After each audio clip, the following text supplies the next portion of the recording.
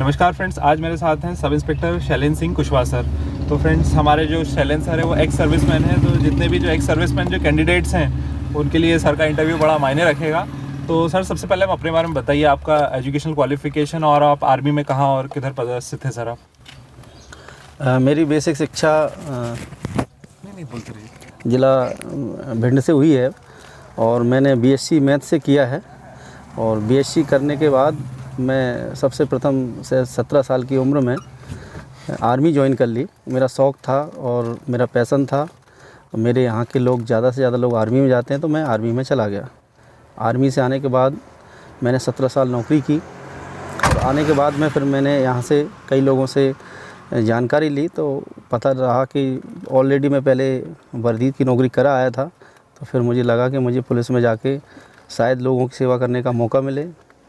देश सेवा मैं कर चुका था, अपने क्षेत्र के लोगों के इस वर्दी में नौकरी करके मैं अच्छी तरह से सेवा कर सकता था। तो इसलिए मैंने पुलिस ज्वाइन की और एज ए सब इंस्पेक्टर मैं आज पुलिस में नौकरी कर रहा हूँ। हेलो फ्रेंड्स, ये छोटा सा वीडियो मैंने आपको ये बताने के लिए बनाया है कि आजकल जितने भी स्टूडेंट्स हैं जब व्यापम और एमपीपीएससी की एग्ज़ाम की तैयारी कर रहे हैं, व्यापम में इन फ्यूचर सब इंस्पेक्टर की एग्ज़ाम बिल्कुल आना ही है और मेरे चैनल का बेस भी क्या सब इंस्पेक्टर का इंटरव्यू है, मुझे तो ये लगता है। तो फ्रेंड्स, इसके लिए मैं आपको एक बहुत ज़रूरी चीज़ ये बतानी है कि आप लोग अपनी तैयारी के साथ साथ में फ्रेंड्स जो है टेस्ट सीरीज़ भी बिल्कुल आप लगाइएगा। और टेस्ट सीरीज़ लगाने के लिए सबसे बेस्ट ऐप है अभी अवेलेबल मार्केट में टेस्ट बुक की। तो आप इस टेस्ट बुक की ऐप को आप डाउनलोड करिए, नीचे दिए हुए डिस्क्रिप्शन बॉक्स में उसमें आपको इंस्पेक्टर 40 कोड का आप उपयोग कीजिए, तो आपको जो व्यापम और एमपीपीएससी की एग्ज़ाम है उसके लिए वैरायटी ऑफ टेस्ट सीरीज़ आपके लिए खुलेगी। और आप यकीन मानिए कि इनका जो टेस्ट का जो लेवल है वो व्यापम और एमपीपीएससी के लेवल के अकॉर्डिंग ही इनको बनाया गया है। क्वेश्चंस जो हैं उसी पैटर्न के आधार पर बनाए गए हैं जो व्यापम और एमपीपीएससी की एग्ज़ाम की है। तो इसमें आप इंस्पेक्टर 40 कोड का उपयोग कीजिए। इंस्पेक्टर 40 कोड का उपयोग करेंगे तो आपको 10% का डिस्काउंट भी मिलेगा फ्रेंड्स। ये तो good luck friends, all the best आपको फ्यूचर के लिए। अब जिला बल में ना सर? हाँ। कौन सी बैच से सर आप? मैं 2016 का सब इंस्पेक्टर हूँ। अच्छा, 16 के सब इंस्पेक्टर ना। तो सर, आर्मी से जैसे आप रिटायर हुए होंगे, आपने जब रिटायरमेंट लिया होगा, वीआरएस लिया होगा, तो तैयारी आपने कैसे करी? क्योंकि तैयारी तो छूट चुकी थी ऑलरेडी, इतने सालों का आपने सर्विस करी है। तो वो सर वो थोड़ा बताइए, क्योंकि मेरे जो सर्विसमैन जो एक्स सर्विसमैन जो फ्रेंड्स हैं ना, उनको काफ़ी आपके गाइडेंस की ज़रूरत है सर। एक्चुअल 17 साल तक मैं आर्मी में रहा। आर्मी में मैं इन्फेंट्री में रहा, तो बेसिकली बहुत स्ट्रगल फोर्स था, पढ़ाई से बहुत दूर हो चुका था। लेकिन जब मैं आर्मी से यहाँ आया तो मुझे लगा कि कुछ तैयारी करनी पड़ेगी, तभी कुछ सक्सेस मिलेगा। तो इसके लिए मेरे जो मित्र थे उन्होंने मुझे कहा कि आप इंदौर जाएं। इंदौर में जाके मैंने पीएससी की कोचिंग ज्वाइन की और पीएससी की कोचिंग ज्वाइन करते करते मैं 1-2 बार मैंने पीएससी के एग्ज़ाम भी दिए। लेकिन 2015 की भर्ती सब इंस्पेक्टर में मैंने मन लगा के तैयारी किया और मैं ज्वाइन हुआ पुलिस में। अच्छा, तो सर आपने कौन कौन सी बुक्स से पढ़ा था, कुछ आइडिया है सर आपको? बुक्स बेसिकली मार्केट में जो जनरल बुक्स होती हैं वो पढ़ा था, लेकिन जब मैं पीएससी करता था तो मैंने हर सब्जेक्ट के बारे में डीपली पढ़ा। तो मुझे टेस्ट में ऐसी कोई प्रॉब्लम नहीं आई। और बाकी जहाँ से मुझे नॉलेज की ज़रूरत पड़ी, चाहे वो मेरे मित्र हों चाहे मेरे गुरुजन हों, वहाँ से मैंने हर जगह से मैंने उसको प्राप्त किया। अच्छा, तो सर आपका इंटरव्यू तो बड़ा खास रहा होगा, आपसे आर्मी के सवाल ही पूछे होंगे। इंटरव्यू के सवाल कुछ याद है सर आपको?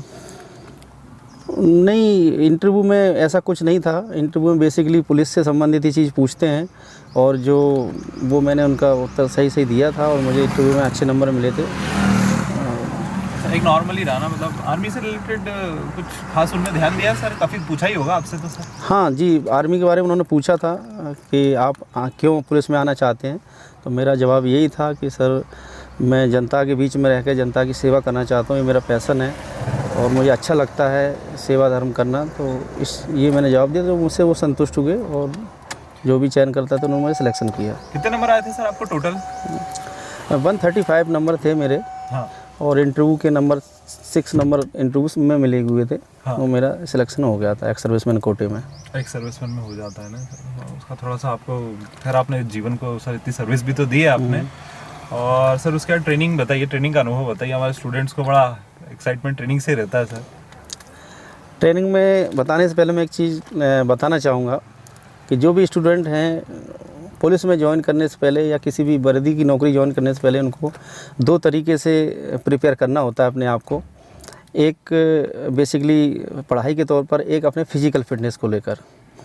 तो जिसको जब फिज़िकल फ़िटनेस अपन क्या करते हैं, कोई एक दिन का काम नहीं है जो अपन फ़िज़िकल फ़िट रह सकें। इसके लिए अपन को शुरू से ही तैयारी करनी पड़ती है, और जितना अपन फ़िज़िकल फ़िट रहते हैं सिलेक्शन के लिए, उससे ज़्यादा अपन को ट्रेनिंग में उसकी ज़रूरत पड़ती है। ट्रेनिंग में अपना जो रूटीन होता है वो फ़िज़िकल वर्क से ही शुरू होता है, और जब एंड होता है तो फ़िज़िकल वर्क के साथ ही एंड होता है। बाकी दिन में क्लासेस चलती हैं, हमको कानून की पढ़ाई सिखाई जाती है। जिन चीज़ों से हमें आगे वास्ता होता है ग्राउंड में, वो चीज़ हमें अच्छे गुरुजन वहाँ पर सिखाते हैं। लेकिन बस मेरा यही कहने का मकसद है स्टूडेंटों से कि किसी भी चीज़ को अचीव करने के लिए पहले अपन को टारगेट बनाना पड़ेगा। यूँ कई लोग कहते हैं कि अपना लक्ष्य निर्धारित करो, आपको भी पता है कोई बेसिकली कोई नई बात नहीं है। लेकिन आज के परिवेश में जहाँ स्टूडेंट जो समय को देख रहे हैं, जल्दी से जैसे जैसे परिवर्तन हो रहा है समय में, स्टूडेंट अपने आप को स्थिर नहीं रख पा रहे हैं। तो समय जैसे बीच में कोरोना काल चला, कई स्टूडेंट ऐसे हैं जो अपने आप को स्थिर नहीं रख पाए। उनसे मेरा यही रिक्वेस्ट है कि हिम्मत नहीं हारें। अगर आप में हिम्मत है तो आप बेसिकली तैयारी करें, और टारगेट को, अगर आपको लगता है कि टारगेट लंबा है, बड़ी नौकरी है, तो आप छोटे छोटे टारगेट बनाकर भी अचीव कर सकते हैं। आपने देखा होगा कि गीता में, देखिए कि गीता में जब अपन को युद्ध जीतना था तो सामने बहुत बड़ी सेना खड़ी थी। वो टारगेट इतना बड़ा था कि उसको अपन अचीव नहीं कर पा रहे थे। तो अपन को उसके टारगेट को अचीव करने के लिए गुरु रूप में कृष्ण भगवान मिले उनको। तो उन्होंने वो टारगेट को एक छोटे छोटे टुकड़ों में विभाजित किया और 18 दिन में उस युद्ध को जीत लिया। तो वैसे हमारे सामने जो टारगेट है, हमें अपने जो हमारे शत्रु सामने हैं, जैसे महाभारत का उदाहरण मैंने दिया, तो जो हमारे शत्रु हैं वो हमारी खुद की इंद्रियां हैं। तो हमें अपनी इंद्रियों पे कंट्रोल करके और आजकल के एक निश्चित टारगेट बना के, निश्चित टाइम टेबल बना के आप पढ़ेंगे, ये मेरी गारंटी है, कोई भी लक्ष्य आप भेज देंगे। सही, मतलब इंस्टाग्राम फेसबुक पे कंट्रोल करना सीधे सीधे यही था सर। वास्तव में वो इंस्टाग्राम के आजकल 10-10 सेकंड की जो रील्स है ना, जी जी, उसमें एक बार कोई घुसता है ना, अरे हाँ सर कंटिन्यू करिए।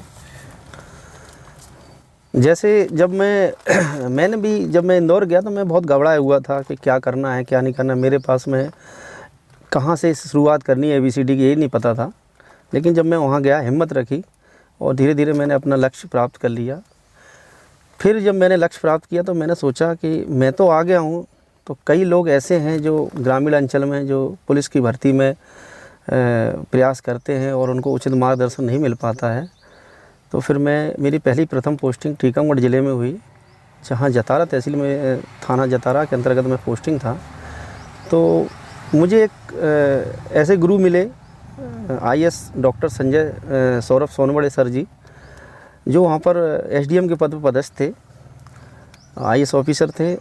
उन्होंने मुझे मार्गदर्शन दिया कि क्यों ना हम यहाँ के जो लोग हैं, गरीबी है, यहाँ के लोगों को हम जॉब दिलवा सकें, कुछ अच्छा काम करें। मैं तो चाहता यही था कि मुझे कोई ऐसी वो मिले तो मैं उस पर काम कर सकूं। तो उन्होंने मार्गदर्शन दिया, हर चीज़ का सहयोग दिया। तो मैंने एक तेजस एकेडमी करके एक कोचिंग खोली और निःशुल्क कोचिंग किया। तो जो गांव के जो परिवेश के बच्चे थे, उनको जब मैंने देखा, जब मैंने उनके साथ रहा, तो मुझे लगा वो डीमोटिवेट थे।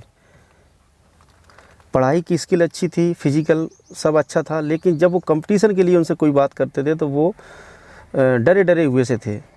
तो मैंने सबसे पहले उनका जो स्किल डेवलपमेंट है, उनका जो मोटिवेशन है वो करवाया। तो 1 साल बाद पहले फ़ौज की भर्ती हुई शिवपुरी में, और उस भर्ती में फिर उनको मैंने खुद ले गया, खुद उनके लिए एनवायरनमेंट वो किया। तो उसमें 8 से 10 लड़के लगे नौकरी से। फिर लड़कों में और जोश पैदा हुआ।